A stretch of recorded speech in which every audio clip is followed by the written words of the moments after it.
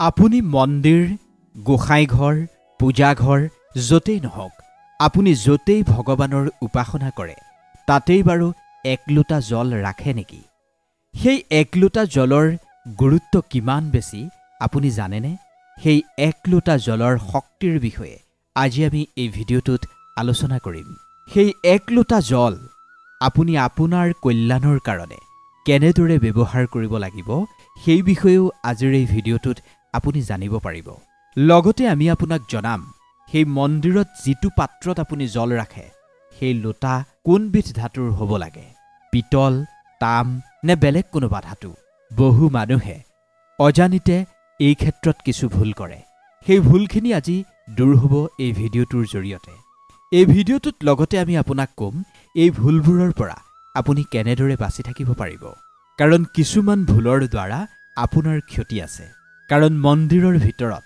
পূজা ঘৰত যতে আপুনি ভগৱানৰ উপাসনা কৰে তাত এক লোটা জল যে আপুনি ৰাখে এঘটি পানী যে আপুনি ৰাখে সেয়া সঠিকভাৱে ৰাখিব লাগিব কাঁহ পিতল তাম নে মাটিৰ চাকিগছ কিহৰ হ'ব লাগে সেই বিষয়েও আপুনি আজি জানিব পাৰিব এই ভিডিঅ'টোত ভগৱানক আৰাধনা কৰাৰ সময়ৰ কিছুমান কথা এই ভিডিঅ'টোত আজি আপুনি জানিব পাৰিব যিবোৰ প্ৰতিজন ভক্তৰ কাৰণে অতি গুৰুত্বপূৰ্ণ আনকি আপুনি জ্বলোৱা চাকিগছৰ হলিতা ডাললৈকে যথেষ্ট গুৰুত্বপূৰ্ণ এই সৰু সৰু কথাবোৰৰ প্ৰতি গুৰুত্ব নিদিয়াৰ কাৰণেই পিতৃদোষ শনিদোষ কালসৰ্পদোষ বা দাৰিদ্ৰৰ দৰে সমস্যা আপোনাৰ জীৱনলৈ আহিব পাৰে যদি এই ভিডিঅ'টো আপুনি আধাতেই সামৰিব বিচাৰিছে তেন্তে এতিয়াই সামৰিব পাৰে কাৰণ এই ভিডিঅ'টো সম্পূৰ্ণকৈ চালেহে আপুনি আপোনাৰ ভুলবোৰৰ বিষয়ে জানিব পাৰিব বহু মানুহে আমাক প্ৰশ্ন কৰিছিল ঘৰখনৰ মুখ্য দুৱাৰমুখত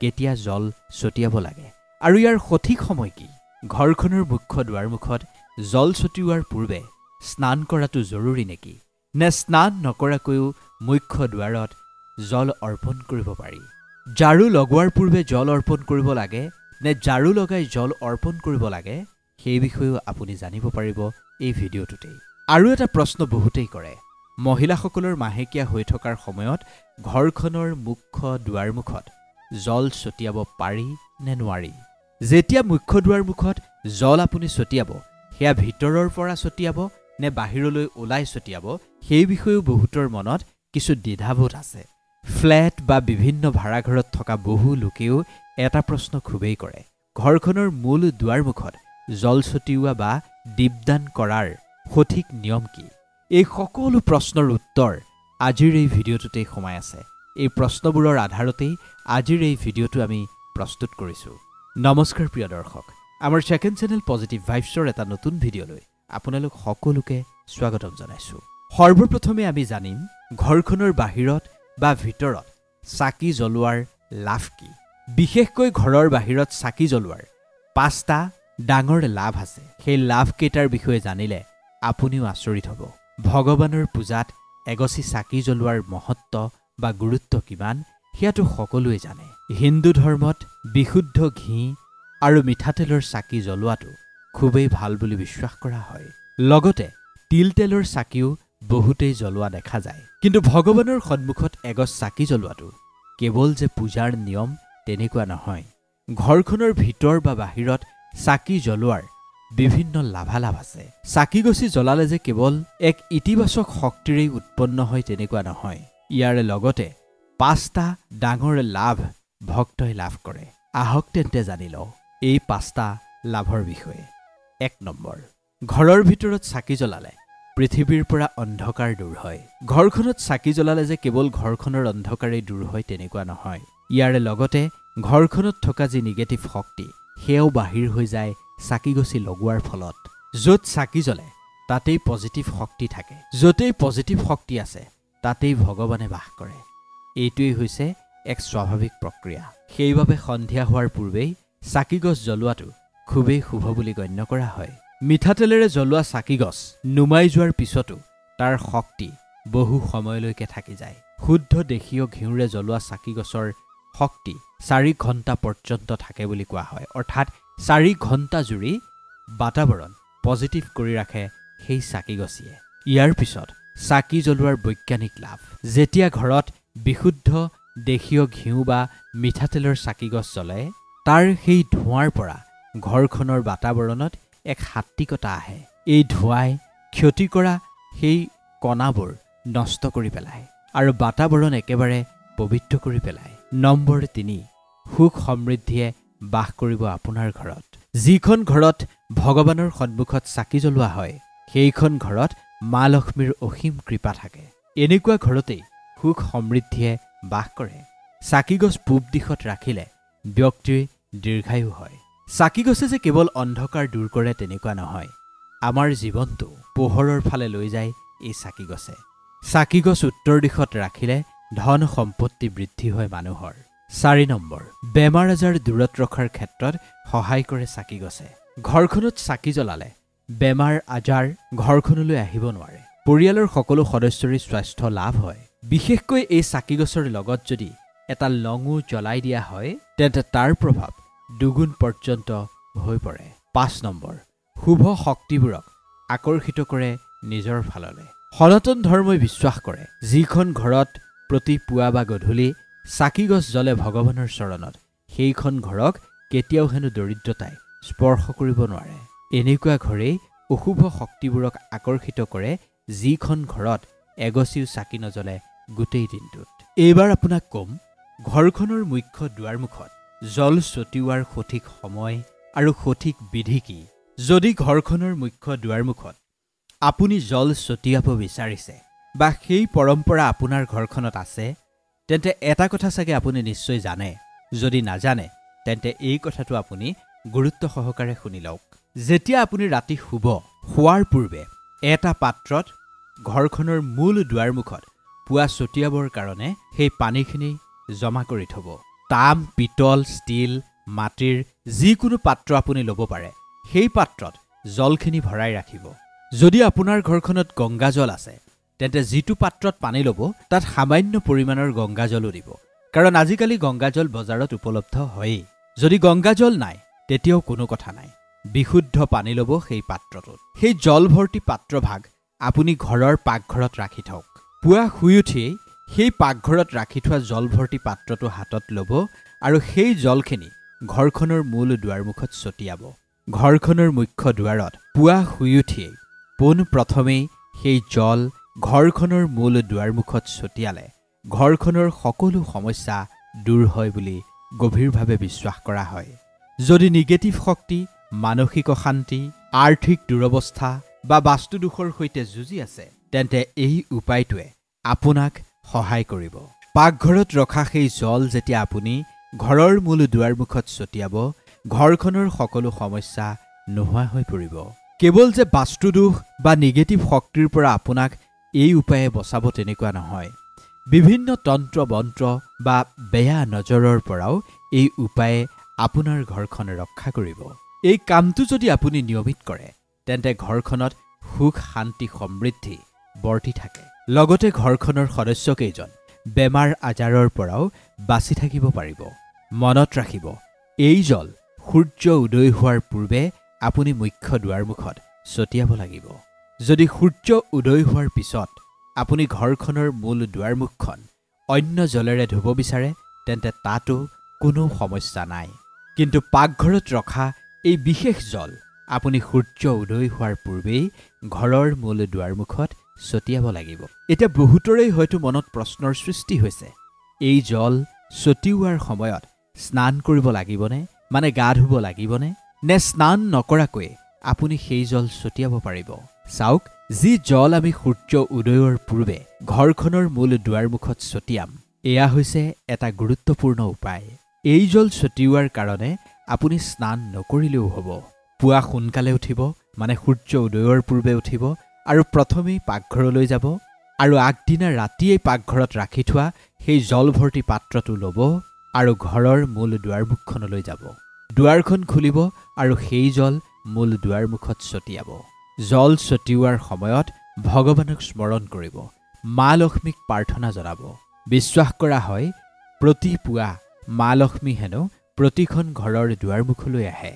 সূৰ্য উদয়ৰ পূৰ্বে যিখন ঘৰৰ মূল দুৱাৰ খোলা থাকে বা যিখন ঘৰৰ মূল দুৱাৰমুখত জল ছটিওৱা হয় সেইখন ঘৰতেই হেনো মা লক্ষ্মীয়ে প্ৰৱেশ কৰে। সেইবাবেই জল ছটিওৱাৰ সময়ত মনৰ পৰাই মা লক্ষ্মীক প্ৰাৰ্থনা কৰিব লাগে, হে মা লক্ষ্মী, তোমাক আমি আবাহন কৰিছোঁ, তুমি আমাৰ ঘৰত প্ৰৱেশ কৰা, আমাৰ ঘৰত তুমি স্থায়ী ৰূপত বাস কৰা, তোমাক স্বাগতম জনাবলৈ মই সাজু হৈছোঁ।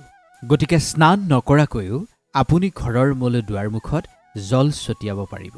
ইয়াৰ পিছৰ প্ৰশ্নটো লৈ আহিছোঁ, জল ছটিওৱাৰ পূৰ্বে ঝাৰু দিব লাগে নে ঝাৰু নিদিয়াকৈ জল আপুনি ঘৰৰ মূল দুৱাৰমুখত ছটিয়াব পাৰিব?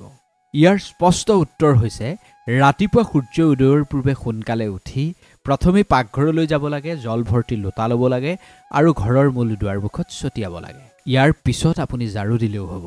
পুৱা শুই উঠিয়েই বিচনাখনত বহি নিজৰ হাতৰ তলুৱা দৰ্শন কৰিব লাগে আৰু মা লক্ষ্মীক ধ্যান কৰিব লাগে। আৰু যদি আপোনাৰ সম্ভৱ বা পাৰে তেন্তে হাতৰ তলুৱা দৰ্শন কৰোঁতে এই সৰু মন্ত্ৰফাঁকি জপ কৰিব পাৰে। কৰাগ্ৰে বস্ত্ৰে লক্ষ্মী, কৰমধ্যে সৰস্বতী, কৰমূল্যে তু গোবিন্দ, প্ৰভাতে কৰ দৰ্শনম। অৰ্থাৎ হাতৰ তলুৱাৰ ওপৰ অংশত মা লক্ষ্মী, মধ্য অংশত সৰস্বতী আৰু শেষত ভগৱান গোবিন্দ বিৰাজমান হৈ থাকে। তাৰ পিছত দুয়োখন হাতযোৰ কৰি দেৱী দেৱতাক প্ৰণাম জনাব লাগে। তাৰ পিছতেই হাতেৰে ধৰিত্ৰীক স্পৰ্শ কৰি প্ৰণাম জনাব লাগে আৰু লাহেকৈ নিজৰ সোঁ ভৰিখন মাটিত থ'ব লাগে। তাৰ পিছতেই পাকঘৰলৈ যাব লাগে আৰু আগদিনাই ভৰাই থোৱা সেই জল ভৰ্তি পাত্ৰটো ল'ব লাগে আৰু ঘৰৰ মুখ্য দুৱাৰখন খুলি তাত জল ছটিয়াব লাগে। জল ছটিওৱাৰ সময়ত মা লক্ষ্মীক বিশেষভাৱে ধ্যান কৰিব লাগে। তাৰ পিছত আপুনি ঘৰৰ ভিতৰলৈ আহি ঘৰৰ দৈনন্দিন কাম কাজ যেনে ধৰক ঝাৰু দিয়া, স্নান কৰা আদি কাৰ্যবোৰ কৰিব পাৰে। এতিয়া বহুতৰে হয়তো এটা প্ৰশ্ন হ'ব, ঘৰখনৰ মূল দুৱাৰমুখত জল ছটিওৱাৰ পিছত মুখ্য দুৱাৰখন পৰিষ্কাৰ কৰিব লাগিবনে, চাফ চিকুণ কৰিব লাগিবনে? ইয়াৰ উত্তৰ স্পষ্ট, হয়, আপুনি কৰিব পাৰিব। প্ৰথমে পাকঘৰলৈ গৈ সেই জল মুখ্য দুৱাৰত ছটিয়াই বাঢ়ি যোৱা পানীখিনিয়ে আপুনি মুখ্য দুৱাৰখন পৰিষ্কাৰ কৰিব পাৰে বা ঝাৰুৰেও চাফ চিকুণ কৰিব পাৰে। বহুতেই প্ৰশ্ন কৰে, যদি ফ্লেটত থাকোঁ তেতিয়া কি কৰিম, যদি ভাড়াঘৰত থাকোঁ তেতিয়া কি কৰিম? ফ্লেটত বা ভাড়াঘৰত জল বা দীপদান কেনেকৈ কৰিব পৰা যাব? ইয়াৰো উত্তৰ একেবাৰে স্পষ্ট। আপুনি য'তেই আছে, ফ্লেটতেই হওক ভাড়াঘৰতেই হওক, সেই ভাড়াঘৰ বা ফ্লেটৰ মূল দুৱাৰখনকেই আপুনি মূল দুৱাৰ বুলি গণ্য কৰিব লাগিব। বা যিখন দুৱাৰত আপোনাৰ নেম প্লেট লিখা আছে বা যিখন দুৱাৰেৰে আপুনি আপোনাৰ ঘৰখনত প্ৰৱেশ কৰে তাতেই আপুনি জল ছটিয়াব লাগিব আৰু তাতেই আপুনি দীপদান কৰিব লাগিব। যদি আপোনাৰ এটাই ৰুম তেন্তে সেই ৰুমটোৰ দুৱাৰখনেই আপুনি মূল দুৱাৰ বুলি মানি ল'ব লাগিব। ইয়াৰ পিছৰ প্ৰশ্নটো হৈছে, মাহেকীয়া হৈ থকাৰ সময়ত ঘৰৰ মূল দুৱাৰমুখত জল ছটিয়াব পৰা যাবনে বা চাকি জ্বলাব পৰা যাব নেকি? জল ছটিওৱাৰ ক্ষেত্ৰত মাহেকীয়াৰ কথাটোৱে বিশেষ অসুবিধা নকৰে। মাহেকীয়া হোৱা মহিলায়ো জল ছটিয়াব পাৰিব, কিন্তু চাকি জ্বলোৱা মানে দীপদান সেয়া পূজাৰ অংশ বিশেষ, যিখিনি আপুনি অপবিত্ৰভাৱে কৰিব নোৱাৰিব। ইয়াৰ অৰ্থ একেবাৰে স্পষ্ট, পিৰিয়ড শেষ হোৱাৰ পিছতহে আপুনি চাকি জ্বলাব পাৰিব।